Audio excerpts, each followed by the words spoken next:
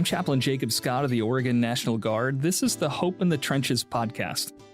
Where going forward, I'll sit down for conversations with people who offer interesting and informative perspectives on finding strength for life and work in the trenches, and even improving our spiritual posture. Whether you feel like you're under heavy bombardment or ready to go over the top toward a new objective, it's good to be with you.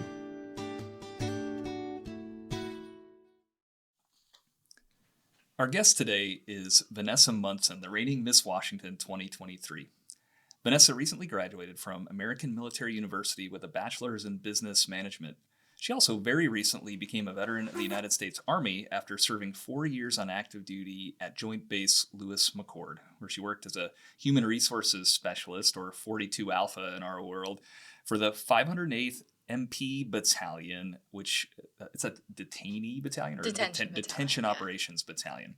As the first Miss Washington to be in the military and be both active duty and a veteran during her year of service, she's aimed to bridge the gap with women being able to wear more than one hat in life. Vanessa is also hearing impaired and wears a cochlear device called the Ossia. Did I say that? Pronounce that right? Yeah. After struggling for years with hearing loss, she works toward ensuring that all people find confidence from the inside out through her community service initiative called Beauty and Beyond, What's Your Beautiful, through which she messages that our worth is not defined by our exterior nor the circumstances that we might face.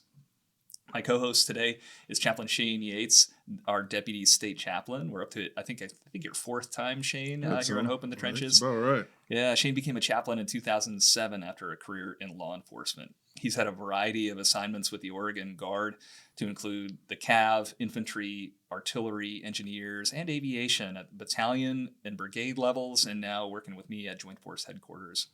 He's deployed to Iraq and Afghanistan. On the civilian side, Shane is CEO and co-founder of the Task Force Heroes Ministries, which serves first responders and veterans nationwide by providing spiritual resiliency and hope as they face the dangers and trauma of their frontline careers. Shane and his wife Karen have been married for 30 years. They have 5 children and multiple grandchildren. 2 of their sons have served in the military, and 1 son and a daughter currently serve in law enforcement.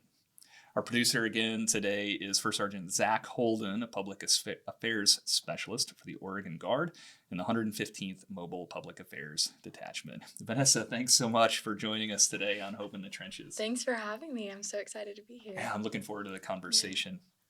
So I always like to start off with this question, and I learned this from the former Sergeant Major of the Army, Grinston. He said, don't just ask somebody where they're from, because, right, that's like a 1 or 2 word answer. Oh, yeah.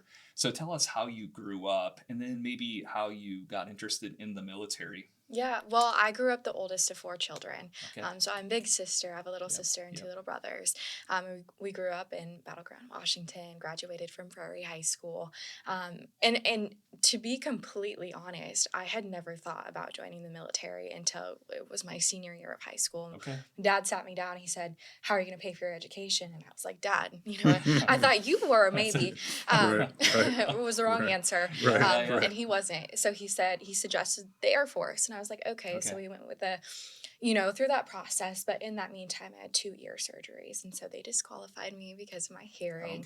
Okay. But the Army, my best friend, the Army, they gave me a hearing waiver. And so I got enlisted September 23rd, 2019. And the rest is history. Nice. Yeah. Did you know anybody that was in the Army? Nope. Okay. No, it was just, hey, how can I afford higher education? Yeah. And that was a way. Right. So how'd you get ready to go to basic training? Just did it. I think, jumping into something and just going for it is like the best thing for yourself. You don't overthink and you just go. Yeah. You're okay. Yeah. Yeah. I don't know. Hopefully that's good advice. Yeah. Well, and any other family members or anybody in the military? My grandpa was in the Navy for 3 or 4 years. But that's it. Yeah. Just us 2. So blazing a trail in the military too. Yeah. That's cool. That's great. Yeah. Hopefully my brothers will follow. We're trying to get them. Oh, that'd be great. Yeah. We've got opportunities. Oh, yeah. Yeah. Yeah, no, right. I just took him to the recruiter's office not too long ago. Yeah, okay. I was like, go Army, go Army. Yeah. It gets in your blood, right? Oh, yeah. You have to. You don't have another option. Right. Like a traditional service, right? Yeah. That's good. Yep. It's good. Yep. Well, we're going to continue on here. Where did you go to basic training, Vanessa? I went to basic training in South Carolina, and I also completed AIT in South Carolina too, just actually up the road from where I did. Okay, Fort Jackson. Yeah. The heart and home of the Chaplain Corps. Yep. That's where our schoolhouse is too. Spent a lot of time there. Yeah. Good. But it was great. It was like winter time and Yeah. loads of fun. Yeah. Right. What would you give maybe some advice to young people that are considering enlisting? Just now go that you've for it. kind of just go for it. Yeah, you have nothing to lose and everything to gain. And I feel like I learned so much both personally and professionally. Right. And it really changed who I am as a person. Right. Honestly, I think for the better. Right. And you'll just learn so much. And I think just going for it is the best thing. That is awesome. So let me ask you this. What are 2 or 3 things that you learned that just really stand out? Yeah. I think to be a huge advocate for yourself, first and foremost, you become very strong in your convictions and what you believe in. And for me, service is huge, right? And to serve my country in a completely different way allowed me to kind of feel firm in who I was and be proud of that. And another thing, too, is you meet so many people. And because of that, you really can relate to anyone and everyone, right? You're going to meet people from all over. And I think that's kind of cool. You're going to work with people who have different working styles and you kind of adjust and get accustomed to that. And it helps you in turn grow. Right. So, that is awesome. That is I think one of the neatest things about the military. Very diverse people from all walks of life, all across the country, in the world even. Yeah. And you get to meet them and spend time with them and serve alongside them. Oh yeah. It's very, very cool. It's amazing. Very cool. Yeah. Well, and everybody comes into the military with different motivations, different reasons for serving. Yeah. And like you said, too, just the diversity of how they look at the world and thought and things like that. But then we'll just call it the onboarding process for the Army, right? They bring you in and they build you back up and build you into a cohesive team. That's right. Yeah. And it's serving your country is the one thing. There's a few things in life, but it's one of those things nobody can take away from you. Right? It's on you. You did it. You served, and no one will ever take that away. Oh yeah. And that's cool. It's special. Part of that 1%, right? So. Yeah. Exactly. Yeah. Exactly right. What was your favorite part of serving in the military? If you could, I know that's tough, kind of a tough question, but what was kind of your favorite thing about being in the Army? Being out now for a few months, I have really come to miss like the camaraderie and the culture. At the time, when you're out processing and stuff, you're like, all right, let's just go, let's get out. Right. But now that I've had a few minutes to I'll be like, and ponder about what I miss. Sure. It's really the culture and the camaraderie. Yeah. Again, it's the people that are going to help your experience and make it all that much better. And I find myself missing it quite often, actually. Right. Oh, that's easy to understand. I mean, Shane and I we're in the twilight of our careers. We go to a lot of retirement ceremonies. And overwhelmingly what people say kind of kept them in, and what they know they're going to miss the most is the people. It's always the people, those relationships can be really, really strong. Oh yeah. Yeah. It's amazing. People are amazing, right? Oh, they are. Yeah, it's great. Yeah. So tell me about this transition. So how did you get kind of involved in pageants, and kind of how did that start? Yep. Well, I started competing as a teen when I was 15. Miss America has a teen program, or like a little sister program. But I used to watch Miss America on TV when I was a little girl. I wanted to be Miss America. Right. And really, I wanted to be everything that Miss America represented, strong in her convictions, confident, well-spoken, eloquent, able to capture attention, right? Able to hold an audience's attention. And I didn't feel that I was that person. I was very insecure, and I wasn't confident in who I was growing up as a young woman. And so I competed. And I actually competed several times before I won my local of Clark County. Very first title, and I won that in November of 2022. And then I competed for Miss Washington last year, Miss Washington 2023, first time at Miss Washington. And I say I got lucky because I won. But I feel like I had so much growth in between when I started to when I got to Miss Washington. And timing is everything in life. And I truly felt like, you know what, I'm about to transition out of the military. I had the support of my command team. I'm ready to just kind of take this full course and represent on a new level. So I think being able to kind of grow into the woman that I've always wanted to be and have Miss America be that goal was kind of That's cool. Great. you say it's you felt lucky, but that it's not luck, is it? Right? Because No. it sounds like there's so much more to it than just Yeah. appearance, and you put in a lot of work to be that Oh, kind of yeah. well-rounded person. Yeah. Oh yeah, and that's what it is. There is so much that goes into it, and thousands of women every year compete, and they all want to be Miss America. Everyone wants to be Miss Mm-hmm. America, and for me, it taken me so long to even just get to Miss Washington.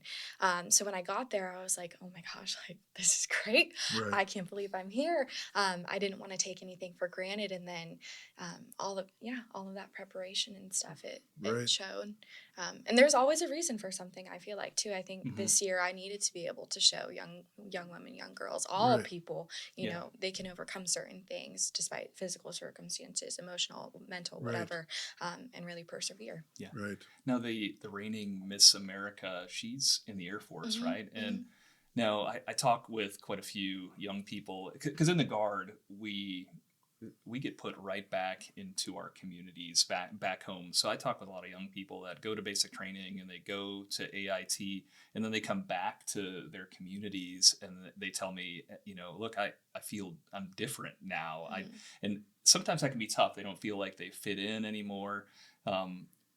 Sometimes they feel well, they definitely feel that sense of accomplishment with what they've done already, and they're looking to build on that. What was that like for you, being an active duty Army soldier in that pageant world? Um, I really honestly didn't think too much of it. I was just me, you know. Mm-hmm. This is who I am, this is who I am, this is who I am, and I'm Mm-hmm. gonna chase my dreams, right? No one said no, so I was like, okay, I'm gonna go Mm-hmm. for it. But I think I definitely had a great sense of pride in who I was. Mm-hmm. And for so long, I'd always wanted to be like the women I watched on TV or the women I saw winning these titles. But for the very first time, you know, when I did win, you know, Clark County and when I won Washington and even when I was at Miss America, I didn't want to be anyone else but me. Yeah. And to be so happy with that, I think is quite possibly my greatest achievement out of anything that I've done. Yeah, contentment can Yeah. elude a lot of people. It Can can, yeah. And we're always wanting to be something else, right? We want to be bigger. We want to be better. But to feel completely okay in who you are, I think is a great thing. Yeah, that's huge. Yeah. Sure.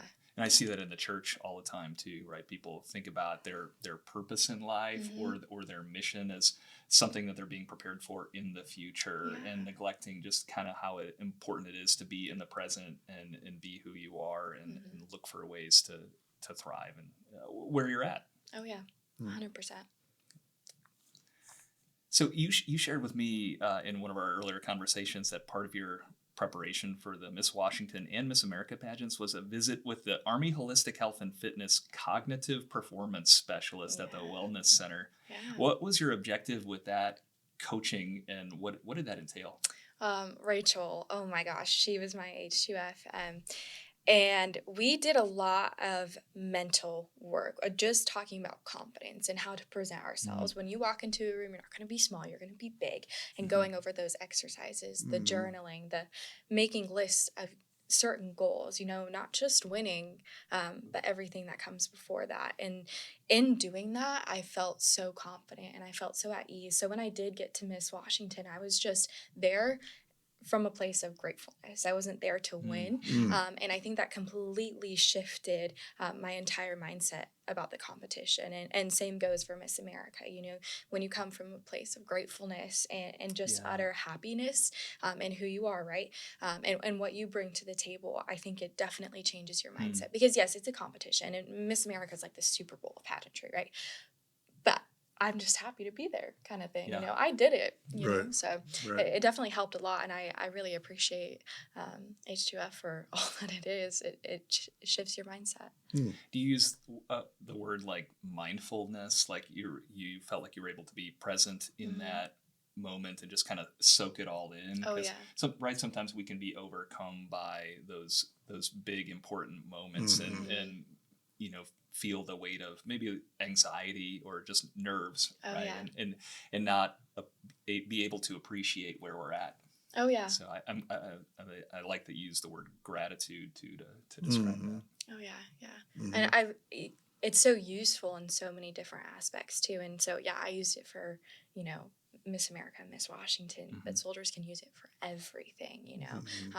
Fitness tests, right? That's a huge thing. People get in their heads about that. Oh yeah. H2F, perfect. Been doing it for a long time. Yeah. It's still, Right. there's still always a little, Right. some nerves right Some before. butterflies going on there. Start off. Yeah. It's that sprint, drag, carry, huh? That Right. is the hard one. Right. Yeah, that one gets me. No, I think that's great. It's sort of like enjoy the moment. Mm-hmm. Just be in the moment, enjoy the moment. You're there. Yeah. You've made it to that point. Exactly. What happens beyond that, you're enjoying the moment. Yeah. Yeah, that's good. That's good stuff. Good. There's only so much we can control in life. That's right. Oh, Yeah. 100%. That's Yeah. right. Yep. We try, though. Yeah, we do. We try. We do try. We try. Yeah. But yeah. you're absolutely right on that. So your community service activities involve empowering and supporting hearing impaired children. So tell us about Beauty and Beyond, and what does that work look like? Yeah, so actually, after I was crowned Miss Washington, I had this huge initiative to donate hearing aid Barbies to hard of hearing and deaf students in the southernmost part of Washington. So I worked with ESD 112 in their audiology department, and the Camas Lions Foundation down in Vancouver donated $500 to my initiative, and so we were able to purchase hundreds and hundreds of Barbie dolls and hand them out to hard of hearing and deaf students. And because hearing is something that I've struggled with for some time now, I have kind of realized, my worth is much more than, physical, emotional, right? We're all of these things. And I didn't want to be defined by this one small disability when I'm this whole person. And I wanted other, young girls, young boys to find value in who they are from the inside out and not because of their physical circumstances or the challenges that they're going to face. And in doing that, I also got to work with Cochlear America after I got my OSSEA. And we did some interviews and we got to talk about what it's like wearing an OSSEA, and having that permanent device. Because it does shift, a lot of things. And wearing this magnet on your head, it's not regular. It's not something people see all the time. But being able to work with them and kind of advocate on behalf of those who do wear permanent hearing devices or hearing devices, period, has been an amazing thing. But on top of that, I also work with Girls Inc., which is actually local here. And it's actually in Portland. Sorry. But yeah, the Girls Inc. and Dress for Success Seattle, and both organizations work to empower young women and girls to find financial and economic independence, be strong, smart, and bold. That's Girls Inc., their initiative. But all of those things that really empower people from the inside out, and that's really what I wanted to do with my year. That was a mouthful, but yeah. That's great. That's great. I mean, it sounds like your purpose and that initiative kind of found you. It did. And so you took advantage of that. Well, really, I don't like that phrase, but you were able to turn what could have been maybe seen as a setback or an obstacle and turn that into a way to serve others. Oh yeah. And it's hard sometimes, I feel like, as humans, where that comparison killed the cat kind of thing. Right. And that's who I was as a young girl. I constantly compared myself to people that I wasn't. And I never wanted a young girl or a young boy to feel like their worth is not in who they are, find that worth from the inside out, use that and make it something to take advantage of, Oh yeah, that's so important for people to be able to realize that their life has value beyond just what people produce or provide, but just inherently. Absolutely. Yeah. That's great. Let's talk a little bit, Vanessa, about physical fitness, right? Something that we deal with a lot in the military. Yep, she brought up the ACFT already. She brought it up. She brought it up already. Yeah. It's an important part of serving in the military. Obviously, health and fitness, part of competing in pageants, and with a lot of the things that you've described about your life and your accomplishments. Ton of health benefits, right? About being mentally fit, emotionally resilient. And that physical fitness tying into that, how they're so closely meshed together. And being physically fit, it just helps you emotionally and mentally. Can you kind of talk about how you understand the role of physical activity in a holistic health approach? Yeah, so, I mean, in terms of how it makes you feel, 100%, I think physical activity is vital, especially mentally, right? I mean, physically, we need all these benefits, and it helps us feel better, right?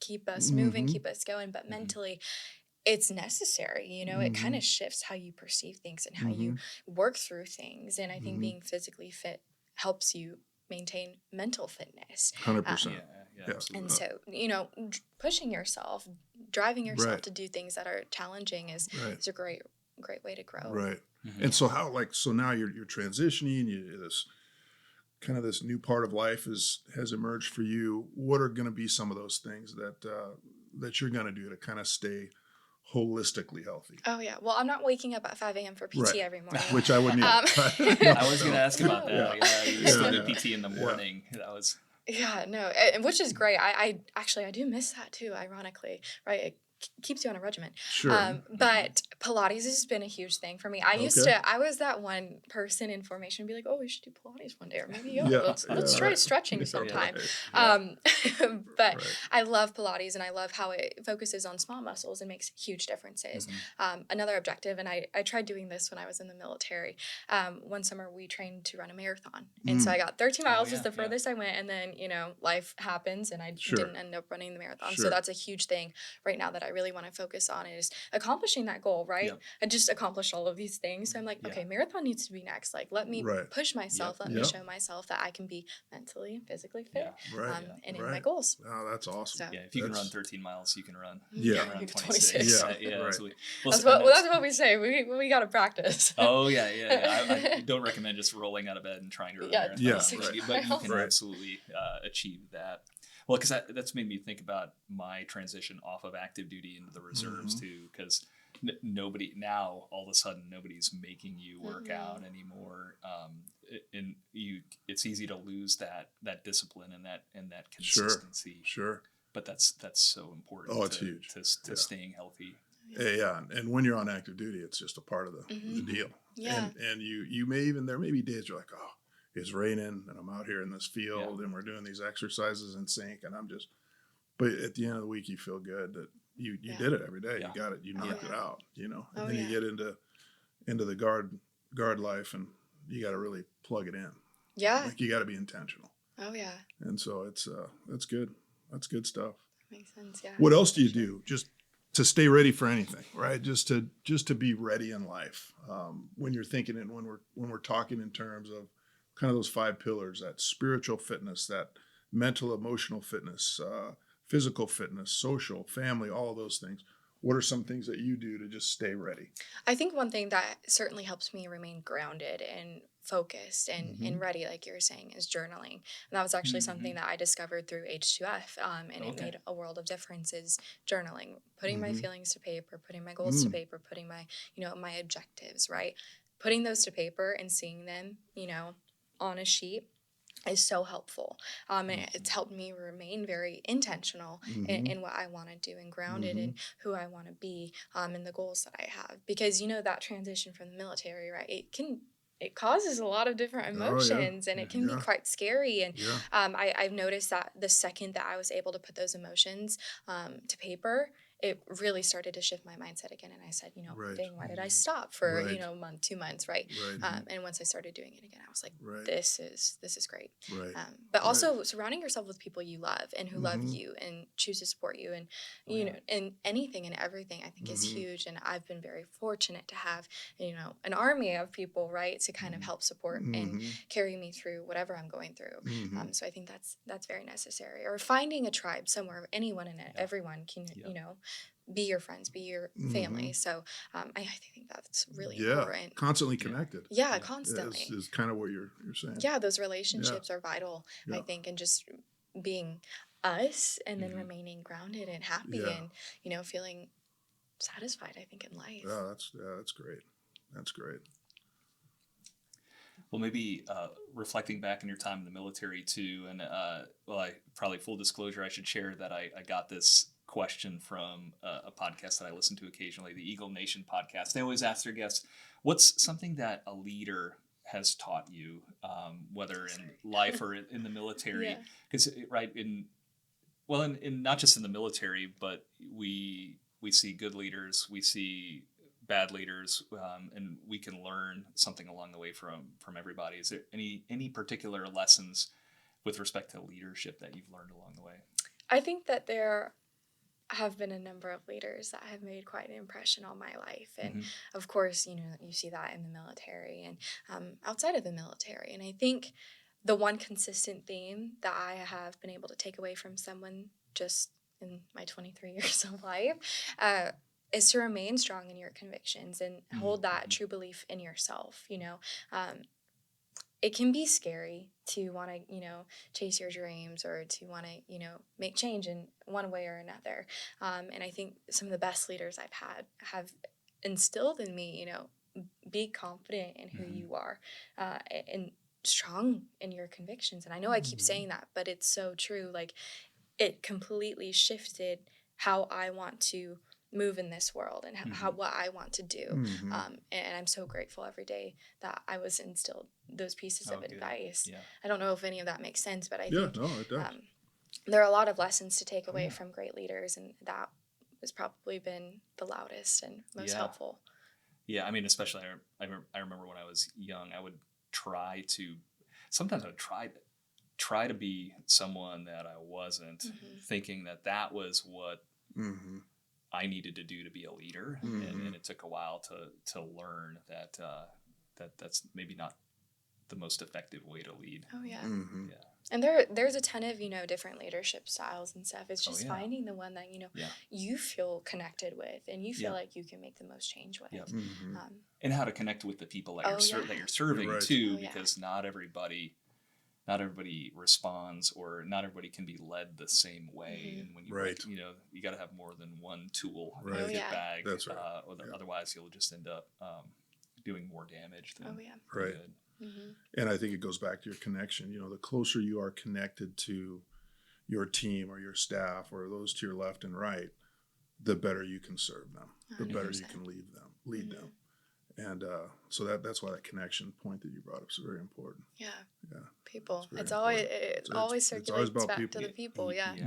Yeah. So talking with First Sergeant Holden, he had a great question. Superficially, it can look like serving in the military and competing in pageants are two completely different worlds.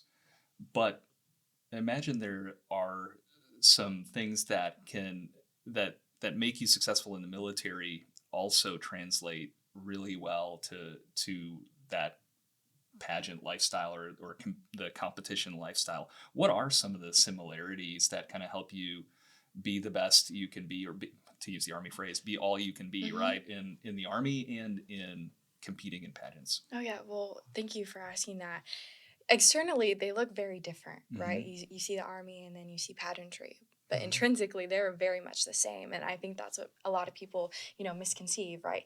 You need discipline. You need motivation. You need drive, right? Be all you can be. That's been a huge theme for me as Miss Washington, is being all that you can be. And showcasing that all service members can wear multiple hats. You can wear your PC, you can wear a crown, you can wear whatever. Parents, right?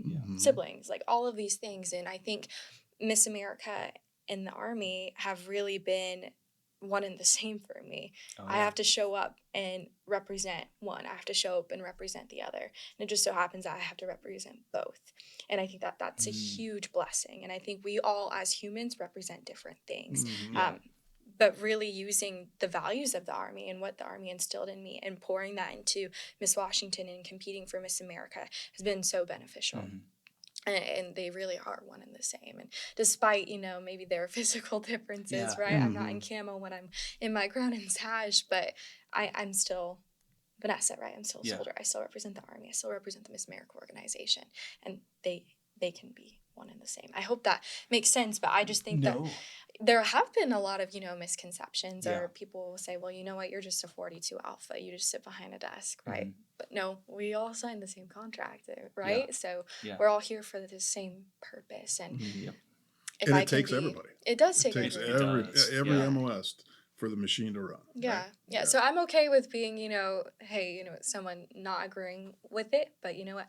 My command team, they signed off on it. U.S. Army said, let's do it. And if they believed in it, Actually, the Seattle Recruiting Battalion sent me to the Military Influencer Conference in November, and I got to talk to people I never thought I would talk to, never rub shoulders with, right? And they asked my opinion on recruitment when it comes to the military. And this year has been a huge theme of recruitment for me. You know, I've worked with the Portland Recruiting Battalion, the Seattle Recruiting Battalion, any and everyone in the middle.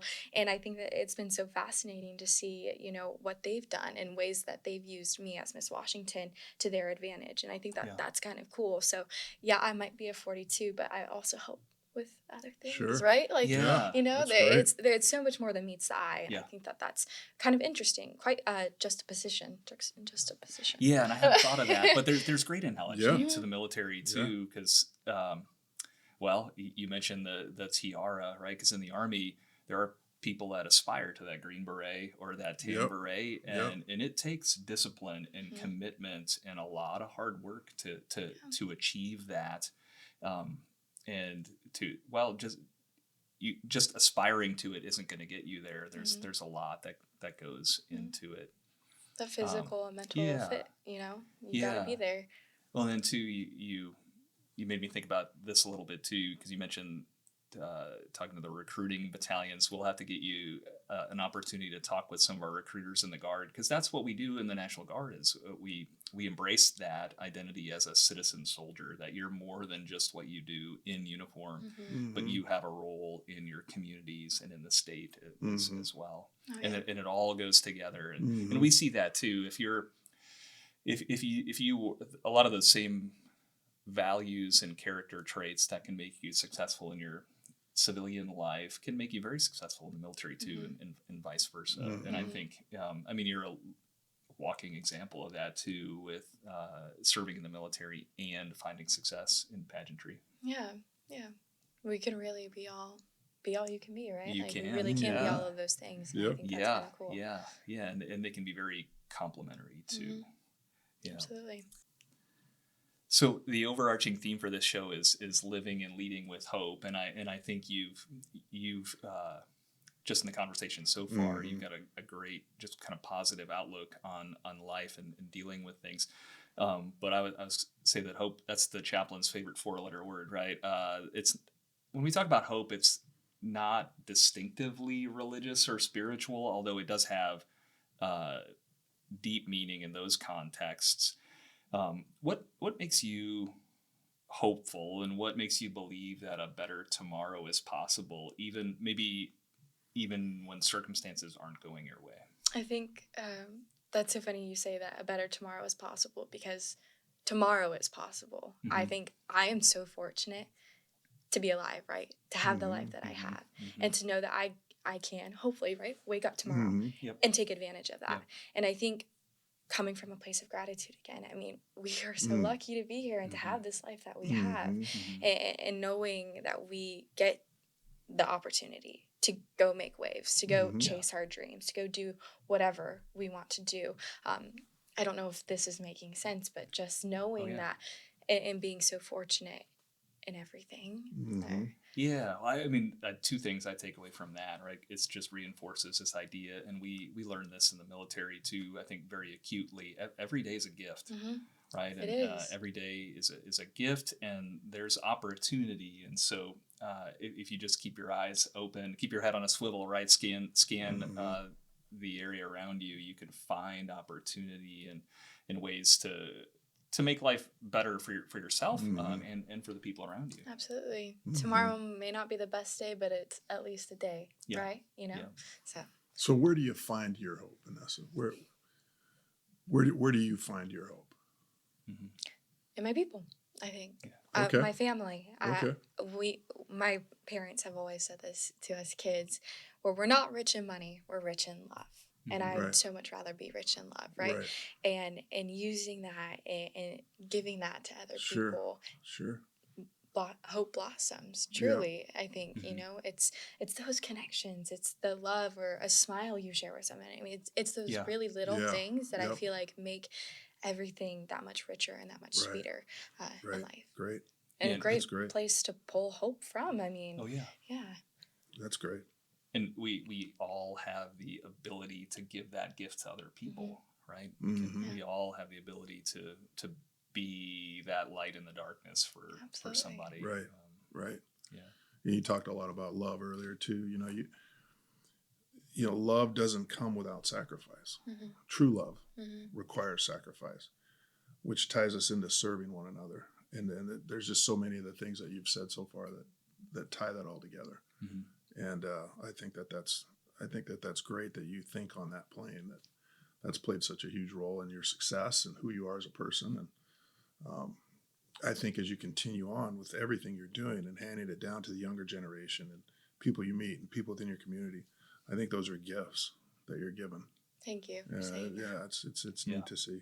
Yeah, I really appreciate that. See, you told us too that this summer you'll turn over the crown for Miss Washington, and it sounds like you've had a lot of great opportunities to encourage and inspire people during your tenure. What's something that you think you'll miss about being Miss Washington? Little kids, right? They are so happy when you walk into a room, and I think to know. At least remembering myself as a young girl and being so excited to see like a princess, right? Or someone that I just really wanted to be. And to see the joy on kids' faces, it's unmatched. It's so exciting. And, you're not going to be able to go into schools after, Miss Washington or just walk up to kids and be like, hey, how you doing, right? It's kind of odd if you don't have that crown and sash on. But doing that, I don't know. It's like a dream come true every time because they are so excited with completely unbiased, just so excited to see you. And I think that's the coolest thing just ever. Pure excitement. Just pure. It's just they're so pure. And it's the best thing ever. That's great. Yeah. We've both got daughters, so that's not hard for us to picture. Yeah. It's neat. That's great. Well, so then what's next for you? And how do you feel that your time in the military and as Miss Washington and competing in pageantry, how do you think that has set you up for what's next? Yeah, well, you know what? It's not often in life that you accomplish so much in a very, very short amount of time. I competed at Miss America, came back, out-processed, wasn't in the Army anymore, graduated college, and then in a month and a half, I give up the crown of Miss Washington. All things that I worked very hard for. You compete at Miss America, you can't ever compete again. My degree was something I worked for so long, and all of these goals that I had, those were my goals. And so now, if I'm being completely honest, it's a little scary and it's a little beautiful, but I have no idea what's next. For the first time in my life, like I've never been someone who did not know what was next. Today, I don't know. And it's so nerve-wracking, right? But I feel so blessed to have the opportunity to go be whoever and whatever I want to be. Because it's not every day you get that choice. And so right now, I'm really just trying to like kind of figure out what is going to be Vanessa in a month from now, and 2 months from now, and 3 months from now, a year from now. So honestly, I don't know. That's okay. That's way to put it. I don't know. That's okay, and I'm confident that you'll have options, and that you'll find something meaningful in a way that you can continue serving and leading and just to use the phrase again, shining some light into the world around you. So, and so much opportunity is created through all of the things that I've done, right? The military has opened so much opportunity. I could go get my master's next spring and not have to pay a dime for it, right? Thanks to the GI Bill. Miss Washington has opened so many doors, so many connections with people from all over the state, all over the country, really. I mean, there's just been so much. So I think because there's an abundance of opportunity, I don't know which direction I want to take, and that's a little nerve-wracking. Sure. Yeah. Hopefully, you can get some time to reflect and refit or retool or rest and be ready for whatever comes next. Oh yeah, that's what I keep saying to everyone. Is asking me, how are you feeling? Your year's almost coming to an end. So excited because you know what? I'll be able to rest. I'll be able to take a second and reevaluate what I want to do. So when I place the crown on the next Miss Washington's head, I'm going to say, I did the thing, Now I can take a second, catch my breath, and, figure out what's next. Yeah. Yeah. Well, so I think we got time for one more question. I always like the expression "leaders are readers," and and it's one of the fun things we've talked about on the show here before too. Is yes, you can say that you read a book if you listened to the audio book. Okay. I don't know if you're into audiobooks or podcasts too. Any media like that, or anything that you have been paying attention to recently that you'd recommend to people? Okay, well, podcast-wise, I'm a huge true crime fan. So any true crime podcast, that's what I'm listening to. But I actually just finished the book, hard copy book, called Atomic Habits. And I wanted to find a book. I've actually made a list of all the books I wanted to read this year. So that was the first one on my little bucket list. But Atomic Habits, and it teaches you to build and break certain habits. And I think that that's kind of interesting because it changes your perception on different things that we do and how to kind of take control of just being us in our everyday lives. And it was a great book. It took me a while to finish. The self-help books are always ones that take a little bit longer to finish for me, but it was a great book and definitely recommend that one. I think we've had other people recommend that. Yeah. Yeah, I've heard that. Too, on this show. It's a great book. It really is. But yeah, that was actually the last book that I read. Well, any good takeaways from that book? What's one thing that it taught you? It teaches you a lot about building, like, not habits in the sense that, yes, building a good habit, but also finding ways to make that habit attainable and that habit something that you want. So focusing on every small step up to that habit, if that makes any sense. We can say, oh, you know what, I want to start waking up at 5 a.m. every morning to go work out. But setting that goal and then actually like being intentional about that goal are two different things. We can say that we want to wake up at 5 a.m. to work out, but it doesn't mean that we're going to, right?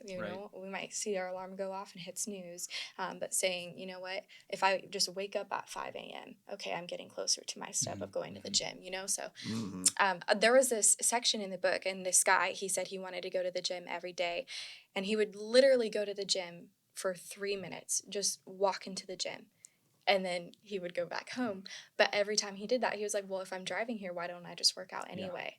And so he kind of built up that habit, and he was able to, lose the weight that he wanted to lose because he was intentional with his habit setting. So that's interesting. There's that expression, excellence is a habit. And I think that goes back to Stoic philosophy too, right? So if you want to be the person that goes to the gym every day, then start going to the gym, right? Right, So, right. Yeah. So that's great. That's great. Well, anything else you'd like to share in closing with our soldiers or leaders? As cliche as it sounds, can I just say, be all you can be? It sounds so silly, but That's all right. I love the slogan. I really think it's the best slogan that the Army could have, be all you can be and relish in that. You are a soldier, right? But you're a human being and take advantage of life.